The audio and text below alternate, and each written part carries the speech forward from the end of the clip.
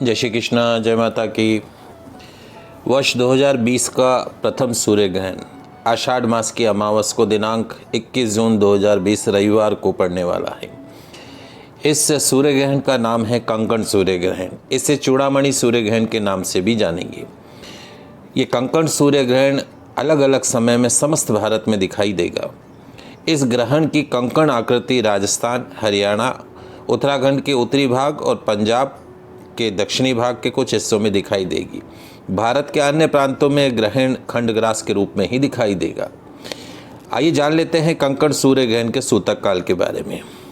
कंकण चूड़ामणि सूर्य ग्रहण का सूतक काल जो है दिनांक 20 जून 2020 शनिवार को रात्रि 9:55 से प्रारंभ होगा। रात्रि 9:55 से शनिवार को सूतक प्रारंभ हो जाएगा। सूतक काल में पूजन का कार्य नहीं होगा। साथ ही बच्चों, वृद्ध, रोगियों को छोड़कर सभी धार्मिक जनों को भोजन नहीं करना चाहिए। आइए अब जान लेते हैं कंकण चूड़ामणि सूर्य ग्रहण के प्रारंभ और समाप्ति काल के बारे में। मैं जयपुर का समय आपको बता रहा हूँ। ग्रहण प्रारंभ होगा प्रातः 10:15 पर। ग्रहण प्रारंभ होगा प्रातः 10:15 पर। ग्रहण का मध्यकाल रहेगा दोपहर 11:56 पर और ग्रहण समाप्त होगा दोपहर 1:44 पर। राजस्थान के अलग अलग शहरों में ग्रहण प्रारंभ होगा प्रातः 10:05 पर। ग्रहण समाप्त होगा दोपहर 1:49 पे।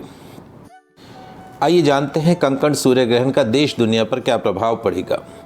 आषाढ़ मास में रविवार को सूर्य ग्रहण होने से कहीं अतिवृष्टि से कहीं अनावृष्टि से हानि होगी। प्रजा में रोग, पीड़ा, दुर्भिक्ष, भय से कष्ट बढ़ेगा। पाकिस्तान, अफगानिस्तान, चीन, कश्मीर आदि में राजयुद्ध से जनजीवन प्रभावित होगा। फल फूलों के उत्पादन के साथ गायों के दूध में कमी आएगी। गेहूं, चावल, मूंग, तिलहन, गुड़, घी एवं तेल का संग्रह करने वालों को आगे लाभ होगा। और कोरोना नामक वायरस जो है 1 महीने तक उसका प्रकोप और ज़्यादा देखने को मिल सकता है। उसके बाद में इस वायरस के अंदर जो है उसके जो दुष्परिणाम हैं उसमें कमी आती भी दिखाई देगी।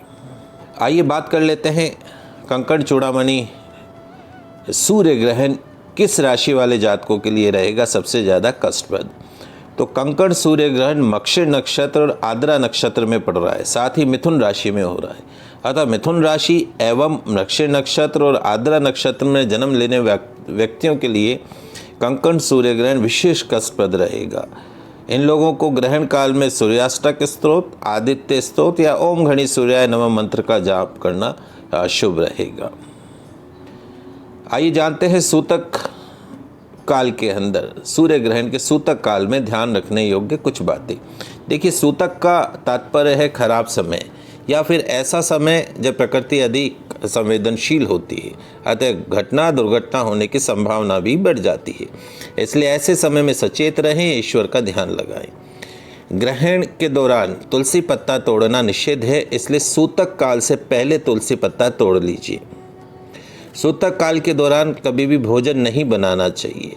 सूतक काल से पहले भोजन तैयार कर लें और सूतक के दौरान ही समाप्त कर लें। यदि ये भोजन बच जाता है तो पशु पक्षियों को डाल दें। दूध, फल, जूस या सात्विक भोजन ले सकते हैं। गर्भवती महिलाएं, बुजुर्ग, बच्चे, बीमार व्यक्ति पर यह नियम लागू नहीं होता है। वे लोग इस दौरान फल, जूस, पानी का सेवन कर सकते हैं।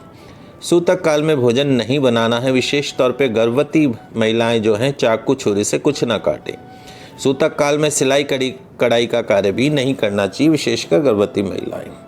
सूतक काल में भगवान की मूर्ति का भी स्पर्श नहीं करना चाहिए।